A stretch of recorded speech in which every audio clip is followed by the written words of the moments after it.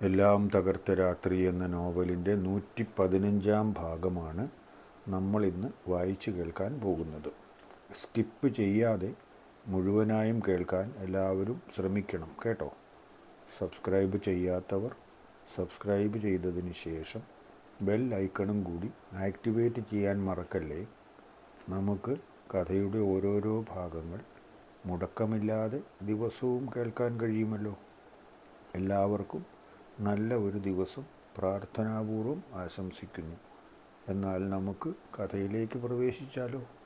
ആരാണ് വന്നതെന്നും എന്തിനാണ് വന്നതെന്നുമൊക്കെ ദീനാമ്മച്ചേട്ടത്തിയും വക്കച്ചൻ ചേട്ടനും ചോദിച്ചു. എങ്കിലും അതിനെപ്പറ്റി ഒന്നും കിച്ചു വിട്ടു പറഞ്ഞില്ല.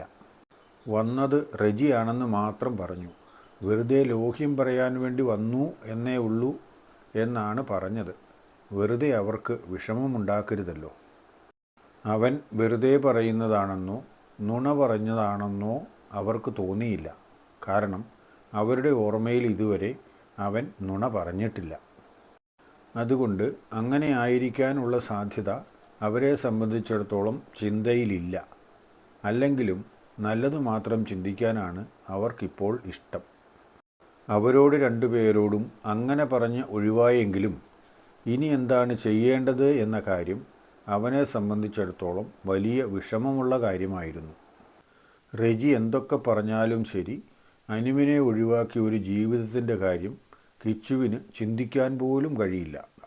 എന്നാലും എന്തുകൊണ്ട് അപ്പോൾ തന്നെ റെജിയോട് അതിന് മറുപടി പറഞ്ഞില്ല എന്ന് ചോദിച്ചാൽ തനിക്കറിയില്ല എന്നതാണ് സത്യം. ആരെയും ഭയപ്പെട്ടിട്ടൊന്നുമല്ല പറയാതിരുന്നത്. അനുവിനോടേതായാലും ഇക്കാര്യം ഒന്ന് സംസാരിക്കണം. എന്നിട്ട് അവളുടെ അഭിപ്രായം കൂടി കണക്കിലെടുത്ത് ഒരു ദിവസം റെജിയോട് വിവരം പറയാം. അവൾ സമ്മതിക്കില്ല എന്ന കാര്യം ഉറപ്പാണ്. അപ്പോൾ പിന്നെ അവനെ സംബന്ധിച്ചിടത്തോളം താൻ മാത്രം ഒഴിവായാലും അതുകൊണ്ട് കാര്യമില്ലല്ലോ. അല്ലെങ്കിലും ഒഴിവാകുന്ന പ്രശ്നവുമില്ല. ആരെയെങ്കിലും പേടിച്ചിട്ട് എത്ര കാലം ജീവിക്കാൻ കഴിയും? അല്ലെങ്കിലും അങ്ങനെയൊന്നുമല്ല അച്ഛന്മാരാണെങ്കിൽ പോലും പറഞ്ഞു തന്നിട്ടുള്ളത്. തങ്ങളോട് ചെയ്യുന്ന ദുഷ്ടതകളൊക്കെ ക്ഷമിക്കണം എന്ന് പറഞ്ഞെങ്കിൽ പോലും മറ്റുള്ളവനെ പേടിച്ച് പിൻവാങ്ങണം എന്ന് ഒരു അച്ഛൻ പോലും ഇതുവരെയും പറഞ്ഞു തന്നിട്ടില്ല. പ്രശ്നങ്ങളെ ധൈര്യമായി നേരിടണമെന്ന് മാത്രമാണ് അവർ പറഞ്ഞു തന്നിട്ടുള്ളത്. തനിയെ കഴിയില്ല എന്ന് തോന്നിയാൽ ദൈവത്തിൻ്റെ സഹായം തേടാം. അത്രയും കൂടി അവർ പറഞ്ഞു തന്നിട്ടുണ്ട്. തനിയെ കഴിയുമെങ്കിലും ദൈവസഹായം തേടുന്നതിൽ തെറ്റില്ല. അതുതന്നെയാണ് താൻ ജീവിതത്തിൽ പിന്തുടരുന്നതും. ചില സമയങ്ങളിൽ നമ്മൾ സ്ട്രോങ്ങായി നിൽക്കണം. അപ്പോൾ അങ്ങോട്ടും ഇങ്ങോട്ടും ആടിക്കളിച്ചാൽ ശരിയാവില്ല. അത് വലിയ നഷ്ടത്തിലേ ചെന്ന് കലാശിക്കുകയുള്ളൂ. അനുവിനെ ഇനി കാണണമെങ്കിൽ തന്നെ അടുത്ത ശനിയാഴ്ചയാകണം. വരുന്ന ശനിയാഴ്ചയും കൂടി പ്രവൃത്തി ദിവസം ആയതുകൊണ്ട് ശനിയാഴ്ച വൈകുന്നേരം മാത്രമേ അവൾ നിരത്തുംതട്ടിലേക്ക് തിരിച്ചു പോരുകയുള്ളൂ. തിരക്കുള്ള കാര്യമൊന്നുമല്ല. വളരെ പെട്ടെന്ന് തന്നെ മറുപടി കൊടുക്കാൻ അവനെൻ്റെ ആരുമല്ല. പണ്ടത്തെ കൂട്ടുകാരൻ എന്നല്ലേ ഉള്ളൂ. അവൻ്റെ ഭീഷണിയൊന്നും തൽക്കാലം വകവയ്ക്കേണ്ട കാര്യമില്ല. ആ തീരുമാനത്തിൽ കിച്ചു ആ ആഴ്ച ജോലിക്ക് പോയി. ജോലിസ്ഥലത്തെ അടുത്ത കൂട്ടുകാരനായ കിരണിനോട് മാത്രം കാര്യം പറഞ്ഞു. അപ്പോൾ അവൻ്റെ മറുപടി വളരെ പെട്ടെന്നായിരുന്നു. പോയി പണി നോക്കാൻ പറയണം സാർ. നമ്മളെന്താണ് ചെയ്യേണ്ടത് എന്ന് മറ്റുള്ളവരാണോ തീരുമാനിക്കേണ്ടത്? അവനെന്താ നമ്മുടെ മേലുദ്യോഗസ്ഥനോ രാജാവോ വല്ലതുമാണോ? ഒന്നുമല്ലല്ലോ. അവൻ പണക്കാരനായിരിക്കും. അതുകൊണ്ട് അവന് കൊള്ളാം. നമുക്കെന്ത് നേട്ടം? അതിൻ്റെ ഗർവ് നമ്മുടെ മേൽ അടിച്ചേൽപ്പിക്കാൻ നമ്മൾ സമ്മതിക്കരുത്.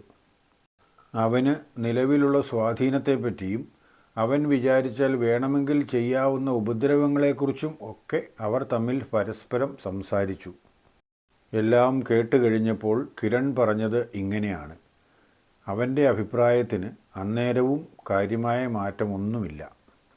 അവന് സ്വാധീനമുണ്ടെങ്കിൽ അതവൻ കയ്യിൽ വെച്ചാൽ മതി. അവന് പണത്തിൻ്റെ സ്വാധീനമാണ് ഉള്ളതെങ്കിൽ എനിക്ക് രാഷ്ട്രീയത്തിൻ്റെ സ്വാധീനമുണ്ട്. എപ്പോഴാണ് എന്താണ് സഹായം വേണ്ടത് എന്ന് സാർ പറഞ്ഞാൽ മതി. വേണ്ടത് ഞാൻ ചെയ്തു തരാം. അവനെ പൊക്കിക്കണമെങ്കിൽ അതുപോലും എനിക്ക് സാധിക്കും. അവൻ്റെ വാക്കുകൾ വല്ലാത്ത ധൈര്യമാണ് കിച്ചുവിൽ നിറച്ചത്. അവനെ സംബന്ധിച്ചിടത്തോളം ചെറുപ്പത്തിൽ കുറേ പ്രശ്നങ്ങൾ ഉണ്ടായിരുന്നല്ലോ. എങ്കിലും പിന്നീട് അവൻ വളർന്ന സാഹചര്യത്തിൽ ഇത്തരം ഒരു പ്രശ്നങ്ങളും ഉണ്ടാകുന്നത് കണ്ടിട്ടുപോലുമില്ല. ആരും പള്ളിയിൽ വന്ന് അച്ഛന്മാരോട് വഴക്കുകൂടാൻ നിൽക്കില്ലല്ലോ. അവർ പറയുന്നത് കേട്ടിട്ട് മിണ്ടാതെ തിരിച്ചു പോവുകയല്ലേ ഉള്ളൂ. ഇനി അഥവാ ആരെങ്കിലും എന്തെങ്കിലും പ്രശ്നങ്ങളുണ്ടാക്കി വഴിയെ പോയാൽ പോലും മിണ്ടാതെ പോകാൻ അച്ഛന്മാർ പറഞ്ഞാൽ അവർ മിണ്ടാതെ പോവുകയേ ഉള്ളൂ. അങ്ങനെ ഏതു കാര്യത്തിലും സമാധാനം മാത്രം കണ്ടു വളർന്ന ഒരു കുട്ടിയാണ് കിച്ചു. അതുകൊണ്ട് അവൻ്റെ സ്വഭാവത്തിലും ആ ശാന്തശീലമാണ് കാണുന്നത്. അതുകൊണ്ടാണ് അത്തരം ഒരു ഭീഷണി രൂപത്തിൽ സംസാരം വന്നിട്ട് പോലും പ്രതികരിക്കാതെ ഇരുന്നതിൻ്റെ കാരണം. അവൻ്റെ സാഹചര്യത്തിന് അവന് അങ്ങനെയേ തോന്നുകയുള്ളൂ. വേറെ ആരെങ്കിലും ആയിരുന്നെങ്കിൽ വീട്ടിൽ നിന്ന് ഇറക്കി വിടാൻ ആ ഒരു കാരണം മതി. എന്നാൽ കിച്ചുവിന് അങ്ങനെയൊന്നും ചെയ്യാൻ തോന്നിയില്ല. എന്തായാലും അനുവിനോടുകൂടി സംസാരിച്ചതിന് ശേഷം തീരുമാനം പറയാം. എന്തെങ്കിലും ആവശ്യമുണ്ടെങ്കിൽ ഞാൻ നിന്നെ വിളിക്കും. വേണ്ട സഹായം ചെയ്തു തന്നേക്കണം. ഞാൻ ഒറ്റയേ ഉള്ളൂ എന്ന കാര്യം പറയാതെ തന്നെ നിനക്കറിയാമല്ലോ. തണ്ടും തടിയുമുള്ള സഹോദരങ്ങൾ ഉണ്ടായിരുന്നെങ്കിൽ ഒന്ന് മുട്ടിയാലും കുഴപ്പമില്ലായിരുന്നു. കിരണിന് 2 വാക്കില്ല, ഒറ്റ വാക്ക് മാത്രമേ ഉള്ളൂ. ഞാൻ പറഞ്ഞ സഹായം തീർച്ചയായും ചെയ്തിരിക്കും. അങ്ങനെ ആരെയും വകവയ്ക്കേണ്ട കാര്യം സാറിനില്ല. ഇനി അവൾക്ക് അതാണ് ഇഷ്ടമെങ്കിൽ സമ്മതിക്കാം. അല്ലാതെ ഇതെന്താ ബലമായി പിടിച്ചുകൊണ്ടുവരാൻ പശുക്കച്ചവടമോ? ആ കാര്യം അങ്ങനെ സംസാരിച്ചു തീരുമാനത്തിലെത്തി. പിന്നെ ആഴ്ചയുടെ അവസാനം വരെ കൂടുതൽ പ്രശ്നങ്ങളൊന്നുമില്ലാതെ മുന്നോട്ട് പോവുകയും ചെയ്തു.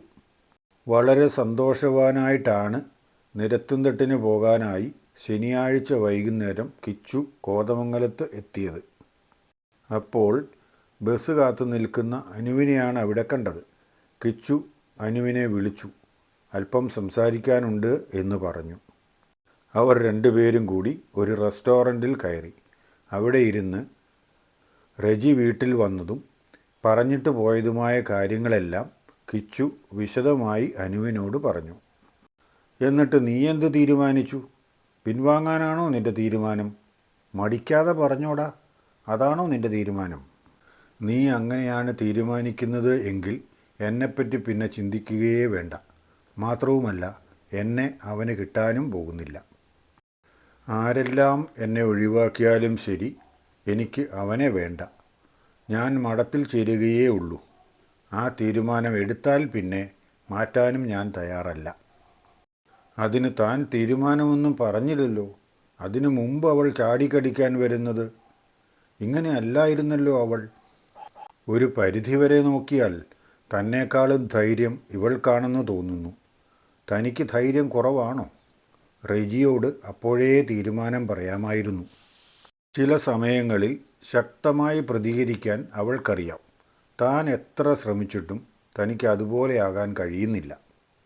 ഞാനങ്ങനെ തീരുമാനമൊന്നും പറഞ്ഞില്ലല്ലോ അനു ആരോടും. അവൻ ഇങ്ങനെ വീട്ടിൽ വന്ന് പറഞ്ഞു എന്ന് മാത്രമുള്ള കാര്യം പറഞ്ഞെന്നല്ലേ ഉള്ളൂ. എനിക്ക് നിന്നോട് അത് പറയണമെന്നതുകൊണ്ട് പറഞ്ഞു, അല്ലെങ്കിൽ പറയാവുന്നതുകൊണ്ട് പറഞ്ഞു. അതിന് നീ പെട്ടെന്ന് തന്നെ ചൂടാവേണ്ട കാര്യം എന്താണുള്ളത്? അവൻ ഒരുത്തൻ കാരണം മനസ്സമാധാനമില്ലാതെയായിട്ട് കുറേ ദിവസമായി. ആദ്യം കോൺവെൻറ്റിലെ സിസ്റ്റർമാരെ പണം കൊടുത്ത് വശത്താക്കാൻ നോക്കി. അത് ഫലിക്കില്ല എന്ന് കണ്ടപ്പോൾ കിച്ചുവിനെ ഭീഷണിപ്പെടുത്താൻ വന്നു. ഇനി അതും കഴിഞ്ഞാൽ വേറെ എന്തെങ്കിലും ആയിരിക്കും അവൻ ചെയ്യാൻ പോകുന്നത്. എന്തു ചെയ്താലും അവൻ്റെ പ്രവൃത്തികളെല്ലാം വെറുതെ ആവുകയേ ഉള്ളൂ. അവന് തന്നെ ജീവനോടെ കിട്ടില്ല എന്ന കാര്യം തീർച്ചയാണ്. നീ അങ്ങനെ തീരുമാനം പറഞ്ഞില്ല, പക്ഷേ നിന്റെ പറച്ചിൽ കേട്ടപ്പോൾ എനിക്കറിയാതെ ദേഷ്യം വന്നുപോയി. നീ എന്തുകൊണ്ട് അവനെ വീട്ടിൽ നിന്ന് ഇറക്കി വിട്ടില്ല? അത് ചിലപ്പോൾ നിന്റെ വീടല്ലല്ലോ എന്നതുകൊണ്ടാകാം. ഇത് നിന്റെ വീടല്ലല്ലോ എന്നവൻ ചോദിച്ചാലോ എന്ന് കരുതി കാണും. എന്നാലും നീ എന്തുകൊണ്ട് അപ്പോൾ തന്നെ തീരുമാനം പറഞ്ഞില്ല? പറയാനുള്ളത് അന്നേരം തന്നെ പറയണം. ആ 2 കാര്യവുമാണ് എനിക്ക് ദേഷ്യം വരാൻ കാരണം. എത്രയായാലും അത് വേറൊരു വീടല്ലേ അനു. എനിക്ക് സ്വന്തം വീട് പോലെ അങ്ങനെ ഇറങ്ങി പുറത്തു പോകാൻ പറയാൻ പറ്റുമോ? പോരെങ്കിൽ അവനും ഈ നാട്ടുകാരനല്ലേ. ചേട്ടനും ചേട്ടത്തിയും അവനെയും അറിയുന്നതാണ്. തൻ്റെ വീടല്ല അതെന്ന് അവനും അറിയാം. അതായിരുന്നു എൻ്റെ ആശങ്ക. അപ്പോൾ അവൻ ഇങ്ങോട്ട് അതുപോലെ ചോദിച്ചെങ്കിൽ ഞാൻ എന്തു പറയും? നിനക്കെന്താ ഈ വീട്ടിൽ നിന്ന് എന്നെ ഇറക്കിവിടാൻ അവകാശം എന്ന് ചോദിച്ചാൽ ഞാൻ തോൽക്കില്ലേ? എടാ, അവനെ ഇറക്കി വിട്ടില്ലെങ്കിലും ആണുങ്ങളെപ്പോലെ അപ്പോൾ തന്നെ പറയണമായിരുന്നു എനിക്ക് സൗകര്യപ്പെടില്ല എന്ന്.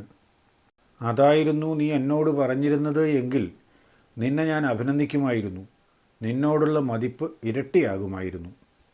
അങ്ങനെയൊന്നും ഇതുവരെയും ആരോടും പറഞ്ഞിട്ടില്ലാത്തതുകൊണ്ട് പെട്ടെന്ന് എനിക്കങ്ങനെ പറയാൻ തോന്നിയില്ലെന്നതാണ് സത്യം. നിന്നോട് ഉള്ള കാര്യം പറയാമല്ലോ.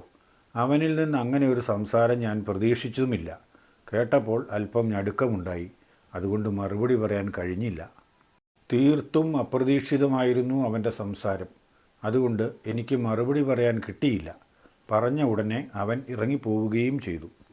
അലമ്പനായി നടന്നിരുന്നെങ്കിൽ അപ്പോൾ തന്നെ എന്താണ് പറയേണ്ടതെന്ന് വായിൽ വരുമായിരുന്നു. അതായിരുന്നില്ലേ അനു കൂടുതൽ നല്ലത്? അങ്ങനെയല്ല ഞാൻ പറഞ്ഞത്. അലമ്പനാകണമെന്നൊന്നുമല്ല.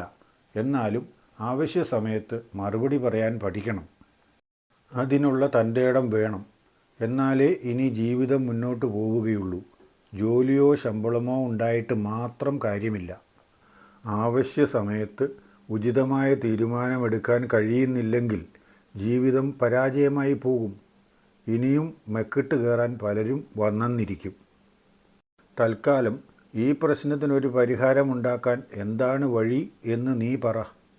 അതനുസരിച്ച് ഞാൻ ചെയ്യാം. നീ യാതൊരു മറുപടിയും അങ്ങോട്ട് പോയി എഴുന്നള്ളിക്കണ്ട.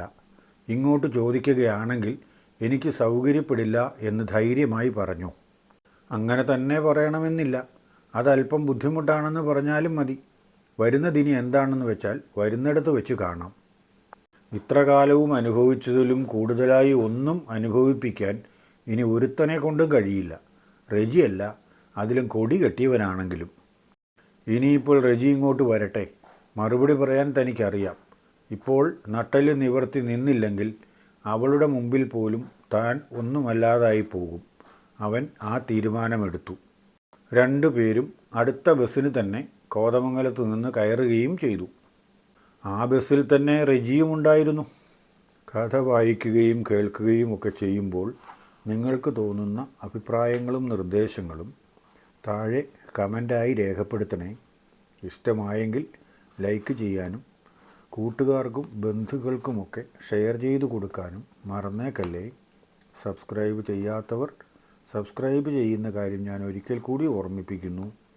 അടുത്ത പാർട്ട് നാളെ തന്നെ പോസ്റ്റ് ചെയ്യും. സാധാരണ പോലെ ഉച്ചയ്ക്ക് ശേഷം 2:30 തന്നെ. എല്ലാവർക്കും നല്ലത് വരട്ടെ എന്ന് ആശംസിക്കുന്നു. ഓക്കേ.